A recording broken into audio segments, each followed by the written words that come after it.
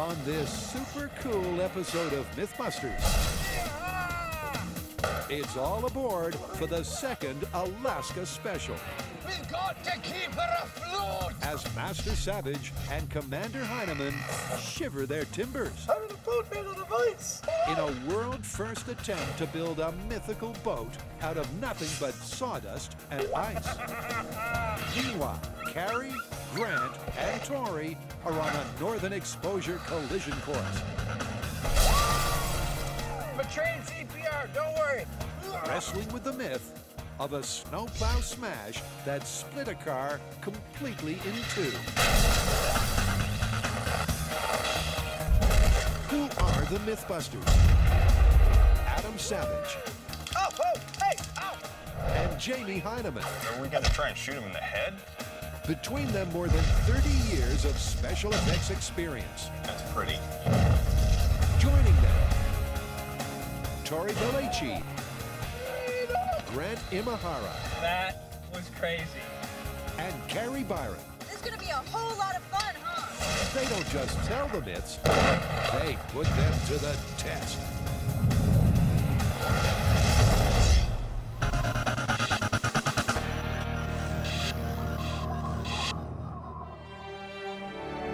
Alaska, famed for its stunning scenery, the 49th state is also shrouded in tall tales and outlandish legends, making it a virtual home away from home for the MythBusters.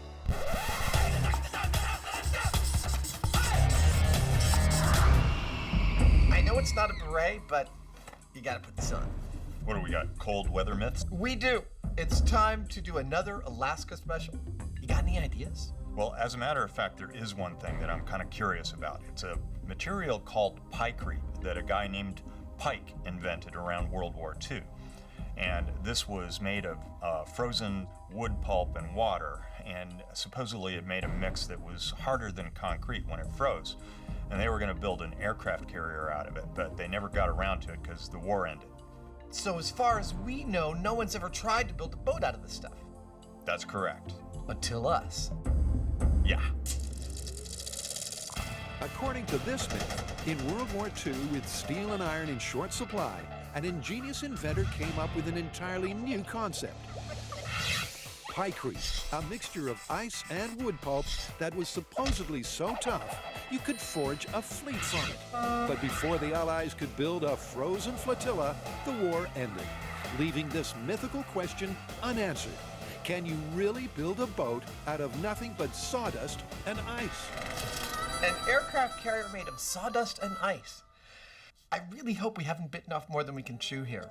Well, ultimately, we are going to have to build some sort of boat out of pykrete. But first, I think we need to test its magical properties.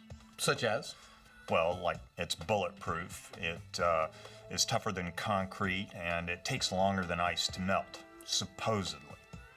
But that sounds like a great plan of attack. We'll test those properties here in San Francisco. When we've got the information we need, we head up north to launch a pykrete boat. Yeah. Good.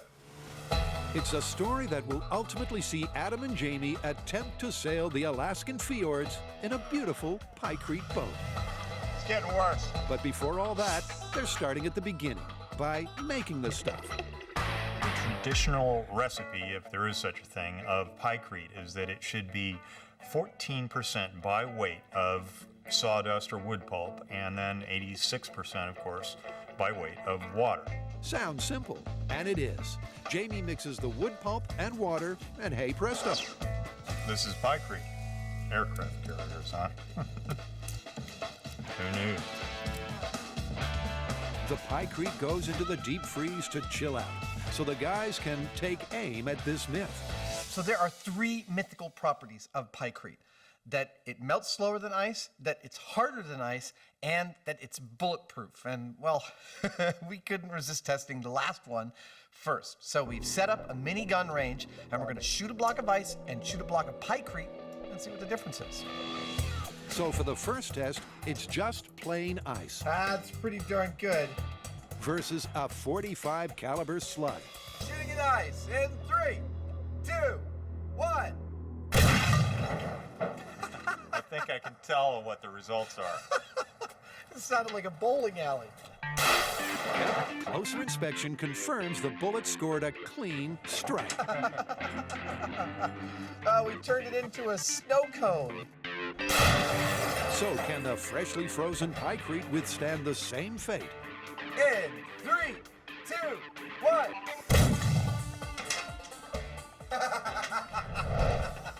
There you go. That's bulletproof. You weren't lying. It's tough stuff. It certainly is. Instead of shattering like the ice, the bullet ricocheted off the pykrete, taking only a shallow crater with it.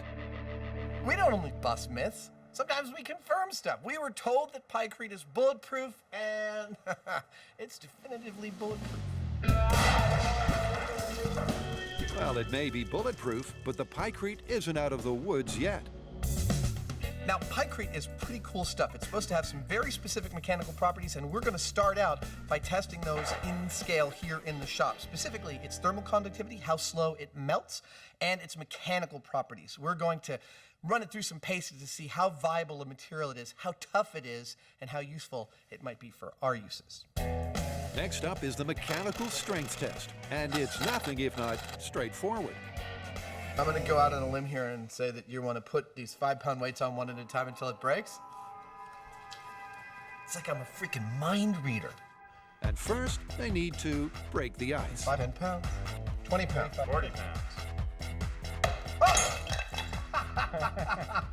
41 pounds. You 40 pounds, 1 ounce. That was the straw that broke the camel's back. At 40 pounds, the ice shattered.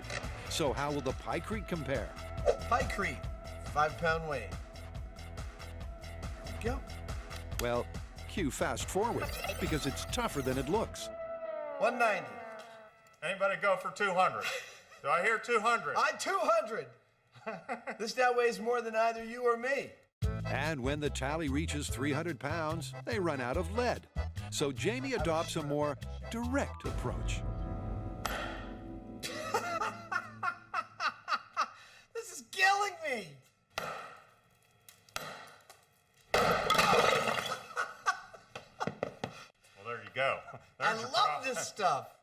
And Adam has every reason to. The pykrete is nearly 8 times the breaking strength of the ice. Hell's bells, Margaret. I am impressed with pykrete. I would not have bet that it could withstand all the lead we had in the shop. I'm starting to think that we could have some fun with this technology. Next, Carrie, Grant, and Tori plow on. The last time we did the Alaska special, we got a lot of fans from Alaska writing in saying we missed a classic myth. Tell me more.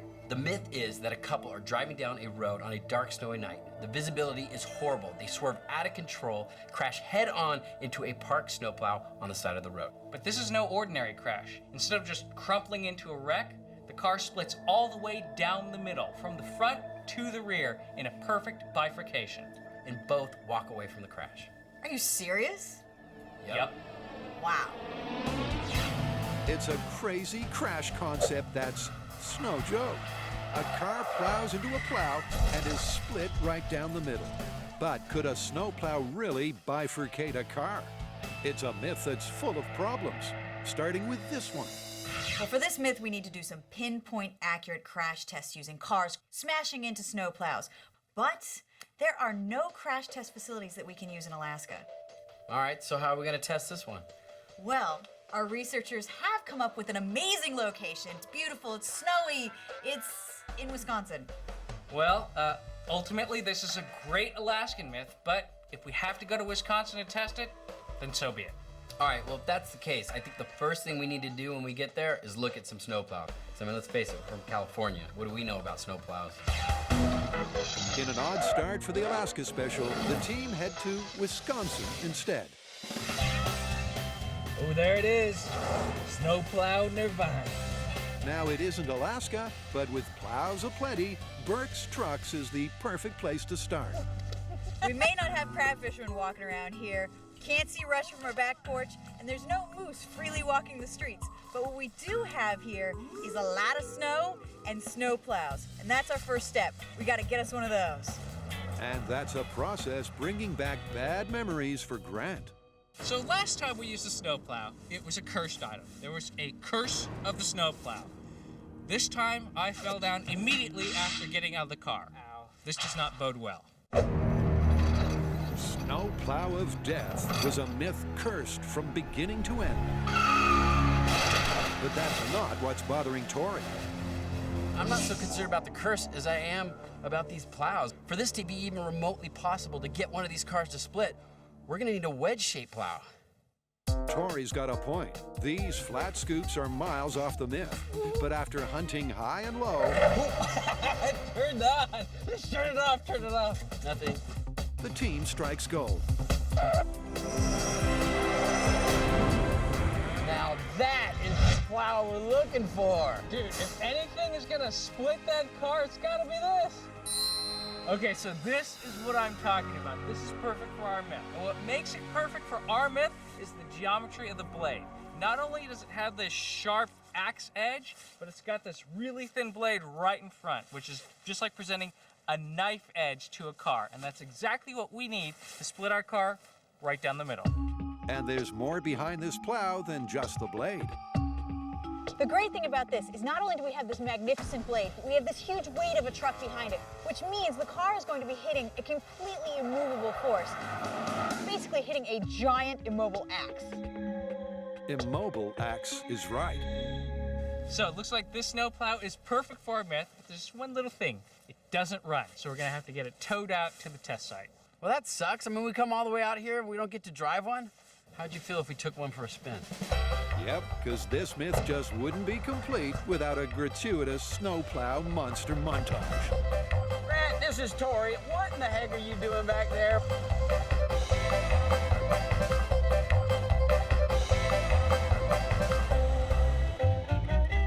With that out of the way, Now driving snowplows, that was cool! And the fact that we found a V-plow to test with, that's even cooler.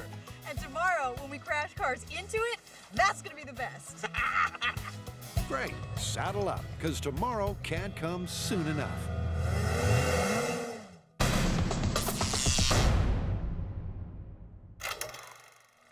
During World War II, the engineer Jeffrey Pike imagined a flotilla of iceberg-like ships made only from pykrete. But would a boat made from wood pulp and ice have stayed afloat, or was this idea just dead wood?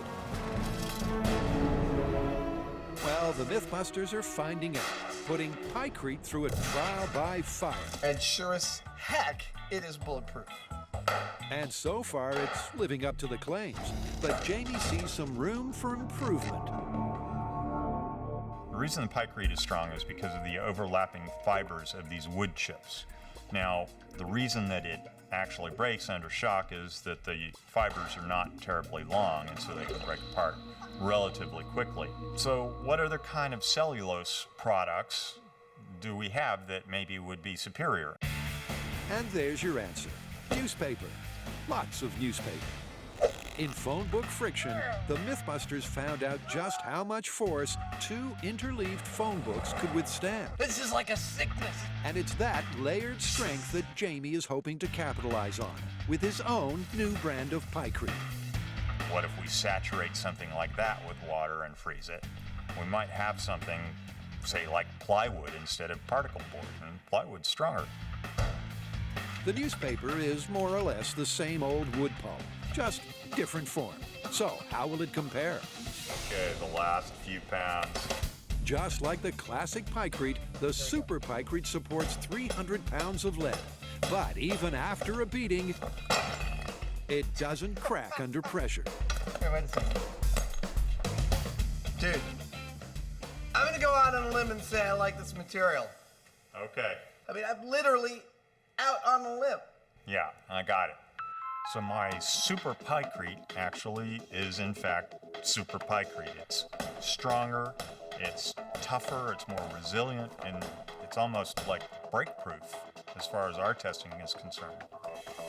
But before they set sail, there's arguably the most vital question. Will it melt? And for that, Jamie whips up these. Perfect. Like an ice cube tray on steroids, these molds will ensure that the boys end up with 3 identical small-scale boats for testing. We got our newspaper one, we have our Pykrete mix, and we have plain water that'll turn to plain ice. We're gonna pull them out when they're frozen and launch them and see which one melts first. And they've come to Bamboo Reef to do just that. Adam, what's our plan of action today? Oh, Jamie, it's going to be totally great. We're going to take all 3 ice boats out of the molds and put them in the water and see which one melts first. And we're going to use 2 little characters of us to represent us just to increase the danger. Do we really have to use these stupid representations of ourselves? I hate that. Yeah, man, it's going to be funny. Okay. It's a head-to-head melt test to find out which boat will be the last one floating. And with the stunt dolls standing by, first up is the ice. Why don't you try turning it over and I'll try and hold it on my hands? Oh! Ah! Now, it may have cracked, but all they're looking for is how long it takes to melt. Abandoned ship. It's gone from 3/4 of an inch thick to 1/4 inch thick in about a minute. With the ice disappearing fast, it's over to the Pykrete and Super Pykrete boats to test the waters. I'm gonna put a passenger in here. Here we go. Oh, look at me! I'm in a boat made out of ice. Well, right off the bat, we can see it's better than ice. Oh, look at me. My boat's perfect. My boat's lasting a long time. I love wet newspaper. Notice that even in scale, little Jamie Heineman looks smug. There's plenty to be smug about. 5 minutes in and the Super Pykrete is still going strong in the warm water. But Adam's ship is sinking. You can see right through the side of the boat here. Yeah. It's just eaten right through. Oh. So we're seeing failure right at 5 minutes. I'd say that's a total failure of the boat right there. Yep. The Pykrete held up 5 times longer than the ice. There you go. But it's no match for the Super Pykrete. You know, one of the things that's nice about the newspaper is that even though it's thawing and delaminating, it's staying in situ and still providing thermal protection for the ice underneath. That was my plan. Well, it's working, because it keeps miniature Jamie high and dry until the 1 hour mark. We're at an hour. I'd say, given that this is no longer a structure, I'd call it. we can call it. The Super Pykrete lasted 12 times longer than the classic Pykrete. And let's face it, every second will count in those icy Alaskan waters. It looked like the newspaper Pykrete was just as strong as the regular Pykrete, but when we put it in the water, it becomes far superior as a building material for our purposes. You might see a pile of wet newspaper here. Timmy and I, we see a boat.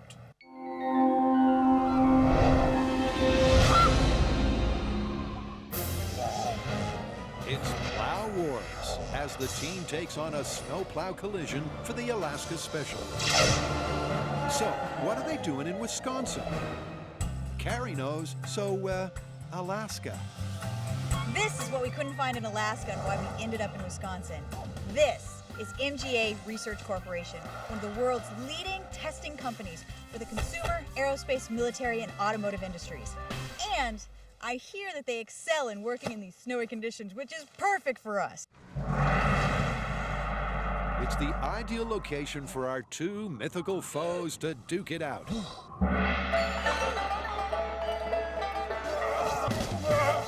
No, not you two. The snowplow versus the car. But what is it that makes MGA so perfect? Now, normally when we do a crash experiment, we would use a pulley system, and we would have our tow vehicle right here going at a 90-degree angle away from the crash site. But not this time. That's just not good enough for us. And that's because for this experiment, we need pinpoint accuracy. We need the dead center of the car to hit the pinnacle point of the blade of the snowplow. And for that, we need something far more reliable, which starts 900 feet that way. With this, a continuous loop of steel cable that propels the car along the guide rail, all powered by a 600 horsepower electric motor that'll ensure pinpoint accuracy and repeatability. So, let's get that straight. Instead of a towing system, MGA use a motor to pull a cable which will let our car plow into our stationary plow with incredible accuracy. And speaking of cars, So the observant viewer is probably asking themselves, why are there two cars? The engine is the most resistant part of the car, so we need to test two different types of car, a front engine car and a rear engine car. Now this is a front engine car. The only problem is, the other car we have is also a front engine car. So what we need to do is pull this engine out, stick it on the back so we have our rear engine car. while Tori puts the junk in the trunk, the other car also needs some attention. So while Tori's away changing his car into a rear-engine vehicle, I need to do a few changes to this car. It needs to be ready for our crash test, which means it needs a nice line up the middle so we can see it split. And of course, I gotta Alaska up this car a little bit. It's looking a little Wisconsin right now. But halfway through pimping her ride, Carrie's worried. But I think this is gonna be a much more daunting task than the snowplow actually thinks it's gonna be. It's gotta get completely through this dashboard, all the way through the center of the car to the back. I'm having a hard time seeing this actually happen. It's clear that there's a lot of car to cleave. So will the snowplow be up to the task? Look, the car's all decorated for a big Alaskan-style crash. Well, the rear engine vehicle is ready to go. Well, let's come back tomorrow and split this myth in two. Yeah!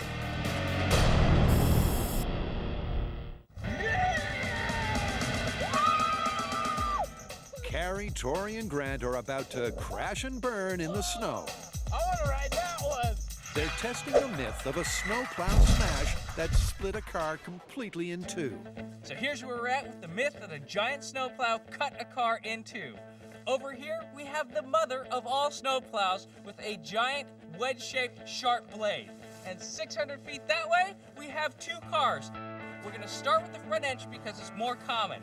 And the first thing we have to do is hook it up to the rail. And that isn't your average hookup. What they're doing right now is they're chaining the car to the skate. Now, the skate is a device that hooks onto the track and ensures that the car goes straight the whole distance. And at the very end, there is a high-tech quick release. There's no blue rope here. Now, this will ensure that we hit our snowplow dead center. And with a few final tweaks, we're good to go. Except for one last thing. Passengers. So Buster, having a little bit of a problem with airport security, called ahead to get us some local talent. I don't know if these guys are really up to the task. Now, I know what you're thinking.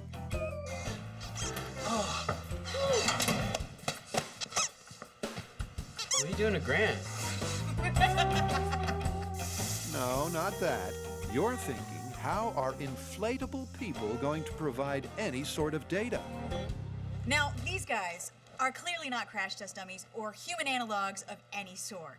But the myth says that both the passenger and the driver made it out of the crash completely unharmed. Now, if either of one of these gets the slightest nick, they'll totally deflate. And with the dummies sitting pretty, here's how the test is going to go down. This cable will pull that front engine car up to 55 miles an hour, and 10 feet before the plow will release the car and it'll go smashing into the blade. And if that all works out, what we're looking for are two things. Number one, does the car split on the snowplow blade cleanly all the way down? And number two, are inflatable people still inflated? Well, Tori, for one, has his doubts. Now, I don't think this car is going to split in half, but what I'm hoping is going to happen is once it hits this plow, it acts like a ramp and it actually launches over the top of the truck. That'd be cool. What I think is going to happen is we're actually going to push the engine block through the firewall and into the laps of the previously inflated people. Well, there's only one way to find out. Because it's go time. Well, you know, it ain't Alaska, but I think Wisconsin worked out. Are we good to go? Yes, let's see if we can split this car in half. Call it. All right, this is front engine car at 55 miles an hour versus the mother of all snowplows. In 3, 2, 1, go! It's the moment of truth as the car hurtles down the track at 55 miles per hour. Looking good. It's looking great. But will the combination of speed and snowplow be enough to split the car? That is not bifurcating! Nope, it didn't split in half, but that was awesome. That's great. Yep, that test couldn't have gone better. But that's hardly the result the team was looking for. That's not split in two. No. That's not even cut. I mean, it's just like a dent in the front end. Yeah, it hit the engine block and stopped. So as cool as this crash was, we're watching it real time, so it only lasts a split second. But luckily for the viewers, we have high-speed cameras, and not just one, but 4 for their viewing pleasure. Viewing pleasure is right. Every angle of that spectacular crash tells the same story. Although the car hit the plow head-on, there's no bifurcation. But the MythBusters aren't ready to call this one just yet. After all, it wasn't a complete failure. So this myth is about cutting a car cleanly in two using the blade of a snowplow. And to tell you the truth, we did cut a part of the car in two. The bumper, totally severed in half. But that is only the first 4 inches of the car. The other 98% of the car, still pretty much intact. 98% still intact, but the passengers, not so much. I'm a trained CPR, don't worry. Now, one part of this myth is the passengers would be able to walk away from this accident unscathed. Now, we didn't use real test dummies, we used blow-up dolls. But after looking at this, I'm pretty sure these people are not going to be walking away from this accident. We lost her. Sorry, Tori. But to find out if the plow can split more than just a bumper, it's over to Plan B to bring up the rear. Now we want to give it a better chance of working. So we've got a MythBustery rear engine car that we can try to split on the snowplow. Maybe this will give us some sort of bifurcation. Yep, because a snowplow smash just isn't enough. To confirm this myth, we need to see a car split in two. You can make some pretty useful stuff out of ice and wood, but could you really make a boat out of both combined? Well, to find out, Adam and Jamie have put Pykrete through its mythical paces. Oh, look at me! I'm in a boat made out of ice. And so far, it's looking good. So it looks like Pykrete's living up to its hype, huh? Absolutely it is. This stuff is really impressive. Impressive until you improved on it with the idea of newspaper. Yeah, well, what's next, though?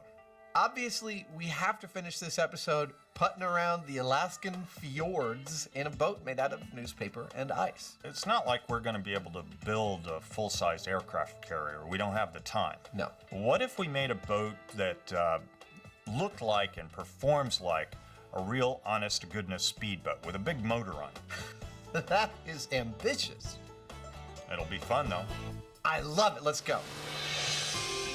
It's Destination Alaska to attempt to build and set sail in the world's first frozen speedboat.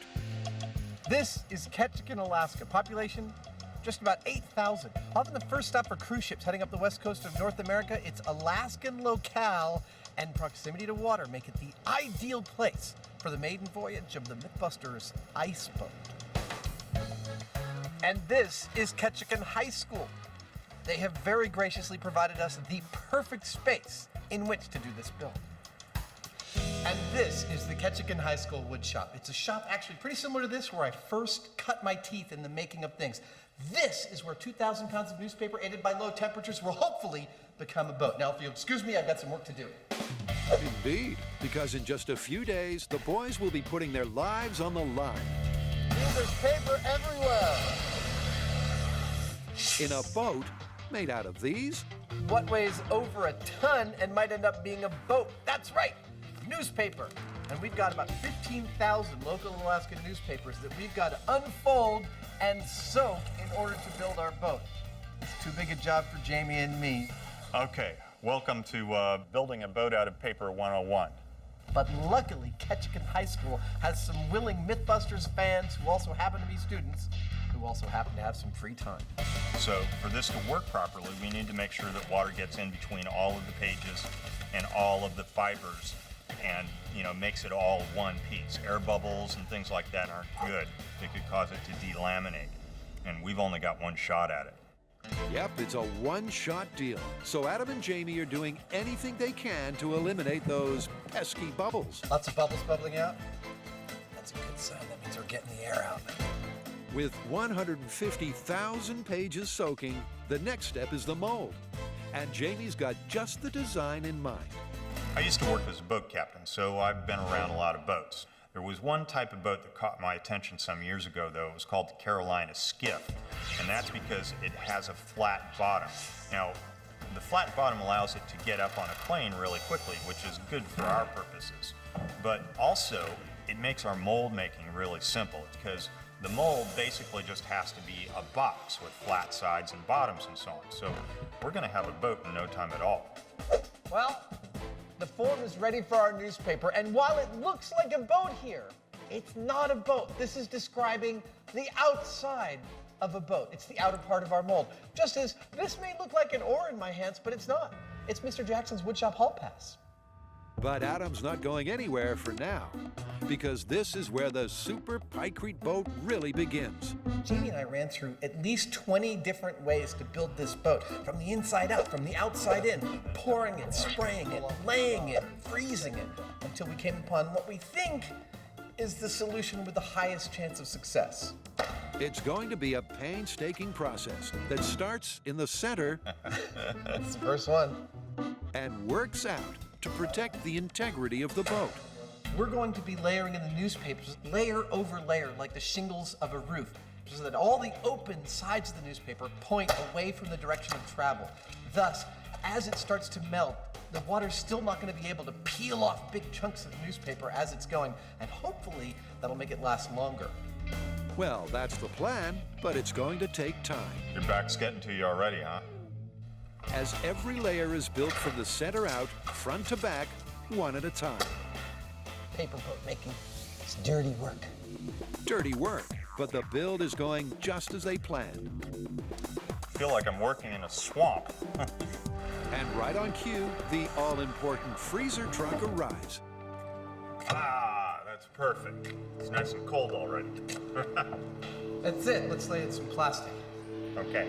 With the plastic covering in place, the boat is watertight, so the boys construct the internal mold. Lovely. Well, the outer mold is in place, the inner mold is in place, and the newspaper and the water are in place. It's time to get this thing into the freezer truck and let physics take over. Which, when you're dealing with something 20 feet long, 8 feet wide, and weighing 3,000 pounds, is easier said than done. Yeah, that's why I All got hands on deck. Well, I got the little forklift out here. Oh, to pull okay. it. And despite weather that would freeze the balls off a pool table, they get the boat onto the ice truck, and the freezing can begin. Extra, extra, read all about it.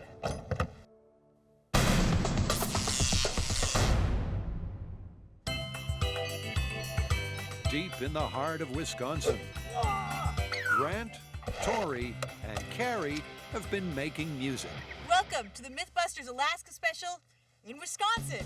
We're testing the myth that a car skids off the road, goes head onto a snowplow, bifurcates perfectly, and the driver and the passenger walk away completely unharmed. But in test one, which was a front engine car at 55 miles an hour, the only thing to bifurcate was the front bumper. And the passenger and driver, they were pretty far from being unscathed. But we can't bust this myth yet. Our first vehicle was a front engine car. For test 2, we have our modified rear engine car, which means there's hardly anything in the way for that plow to cut through. This vehicle is going to give us the best chance of confirming this myth.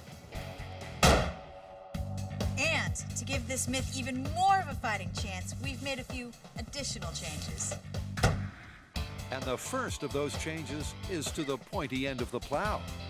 So if you review the high-speed footage from test 1, you'll see that the snowplow did indeed sustain a little bit of damage. And in fact, it left a little cove in the snowplow blade. Well, our friends at MGA Research have repaired it and, dare I say, made it better than new. But there's one more thing that I've got to do, and that is to sharpen the blade. A super sharp blade may seem unrealistic, but it could happen. Who knows? Maybe it was a novice snowplow repairman. I mean, many of the other surfaces on the snowplow are very sharp. So, you know what? This is how it's going to be. And to show you exactly how sharp this is, Let me give you a demonstration. At least we got one split. But that's not the only edge this myth is getting. Test 2 is also about speed. Okay, to ramp up test 2, we have an even sharper snowplow blade, and we have a rear-engine vehicle. But I hear you're the man to talk to about speed. How fast can we go? Well, I would love to do the 92 miles an hour that our system is capable of, but because of track conditions, vehicle balance, I can do 70. I like 70. Let's do Excellent. 70. 15 extra miles per hour. That's 25% faster than the first test. But hold on, who's driving? So test 1, Judy didn't make it. John did. I tried as hard as I could to revive her, but nothing I could do to bring her back. These are Judy's clothes. Still smells like her. But luckily, Judy has a twin sister, Trudy. So all I need to do is fill her up with air, stick her in the car, and see if these guys survive this test. Just like her sister, she's no crash test dummy. Look, it wouldn't be right this soon after your sister's death. Okay. Hey, don't judge. With Trudy in the hot seat and the car on the track, there's only one thing left to do, and that's get some predictions. I don't think we're gonna split it all the way down the middle, but I think we're gonna get a lot further through the vehicle. But I definitely don't think those people are gonna walk away from this accident.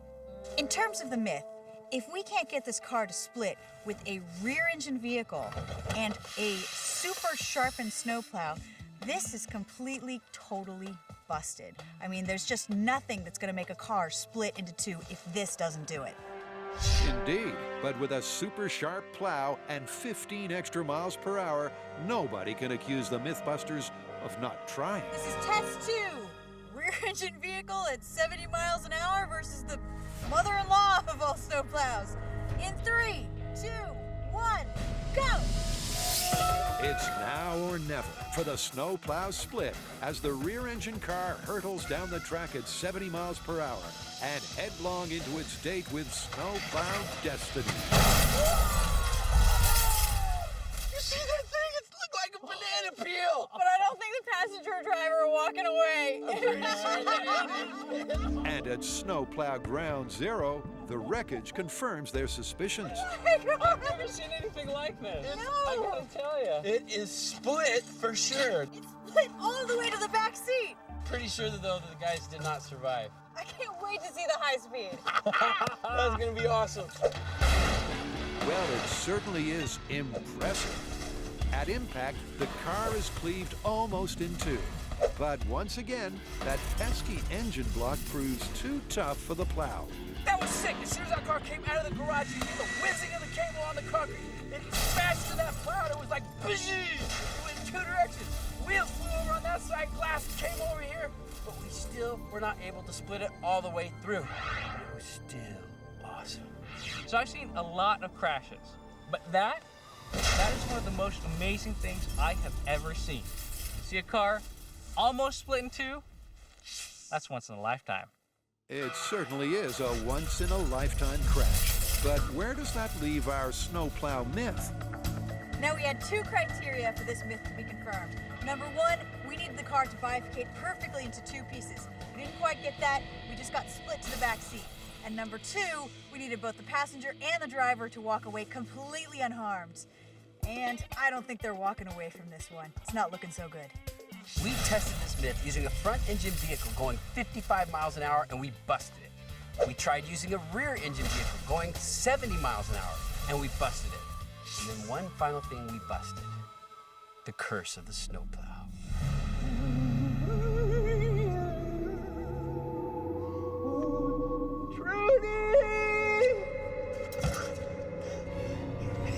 Well, the curse of the snowplow may be lifted, but there's always a price.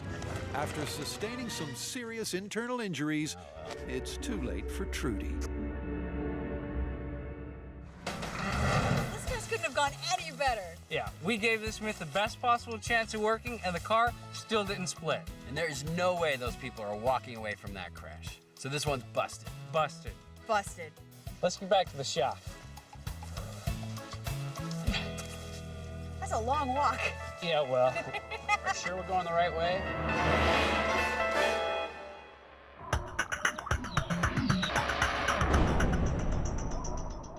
The MythBusters are no strangers to setting sail in dangerous dinghies for science. This is so cool! And they've also engineered ingenious devices using only paper. But in this Alaskan special, they might just outdo themselves. In case you ever wanted to know how to build a boat out of frozen newspaper, this is how it works. First, you got to get a bunch of newspaper. Then you build a mold and you put the wet newspaper in the mold. Then you build an inner mold to hold the whole thing together. You take the whole affair, you put it in a freezer, and when it's frozen, you pull it out, and then you remove all the mold stuff. I'm so excited. You put an outboard motor on it. You take the whole thing down to the water, and out you sail away into the icy Alaskan Ocean. Well, they've got the first part taken care of. It's a nice boat, and it's a nice boat. Get it? I got it. An ice boat? And no boat, not even an ingenious ice boat, would be complete without a catchy moniker. Oh, look at that. It's even got the name of the boat on it. It's perfect. Which means all yesterday's news needs now is some muscle. Why 150 horsepower? Well, we could have built a boat that floated, and frankly, it wouldn't have been much of a challenge. But a boat that will take a really powerful motor and get it up on a plane, that's another thing. And that's what I want to see here. I'm feeling good. This is it. It's a big, heavy friggin' thing. Dude, that was non-trivial. I'm glad we did it now. This sucker is going to get up and go. It's going to go scary fast if it works at all. Well, here's hoping, because it's Judgment Day, as the boys get ready to literally put their lives on the line. Well, we are at the water's edge. It's dead calm. The conditions couldn't be better, although I don't need to tell you that it's pretty cold out here. So the very first thing we're going to do is put on our survival suits, just in case we get wet today. With the water 2 degrees above freezing, these orange monstrosities will keep the hypothermia at bay should the boys end up in it. My biggest concern right at the gate here is that the boat actually floats. I mean, we just sort of invented this thing and we've done our homework, but we're not going to know if it floats until it floats. This is it. It's no return once we open the doors of this freezer. Are you ready? Let's do it. Okay.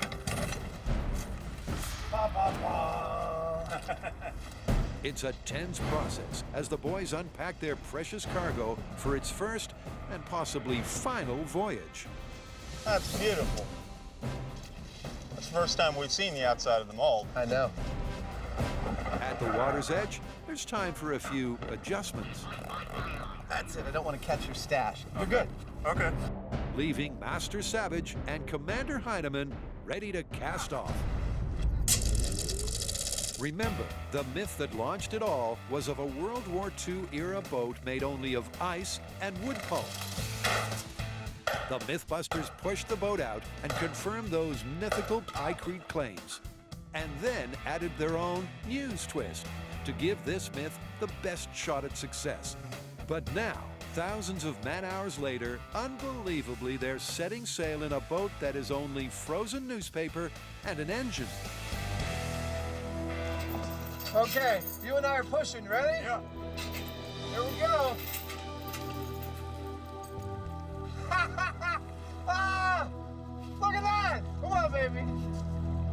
Well, first impressions are good. Do you realize what this is? The maiden voyage of yesterday's news. Ice and newspaper. Let's go. Incredibly, yesterday's news is staying afloat. But for our intrepid voyagers, that's not quite enough. Dude, it's holding up. Let's take it up on a plane. Ready? The real test for this boat is, will it stay in one piece at speed? 3 miles per hour.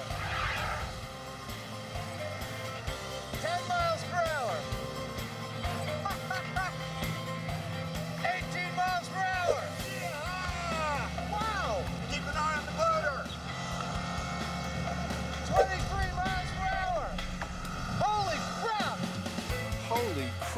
just about sums it up. Remarkably, even at a click of 23 miles per hour, the frozen newspaper boat is holding fast. Love this boat! Here, check it out! You knew I was gonna do this, right? I'm king of the world! Whoa. It's a little slippery. But Adam's celebrations may be a little premature. Dude, we got a leak. Why don't you fix it?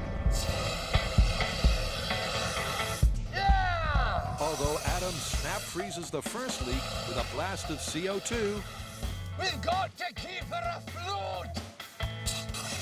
he can't stem the tide. The water's coming in quicker than that pump can push it out. I think we should head back into shore. Okay, can I drive? Yeah, go for it. It's my last chance to drive a boat made out of frickin' ice. After 30 minutes on the high seas, the guys head back to shore. And just in time, judging by the trail of newspaper. But our able-bodied MythBusters aren't disappointed. We did everything we could as far as testing this material before we got committed to making this whole big boat. And it looked like it was going to work out fine. And who knew? It actually did. It worked like a treat. What is a boat? A boat floats. By that rudimentary definition, we've succeeded. But more than that, a boat is made to move efficiently over the water, i.e. get up on a plane. We put a 500-pound engine on this boat, and we got up on a plane. Yep, yesterday's news was papier-mâché in motion. I don't want to get all misty on you, but it's a pleasure building strange crap with you.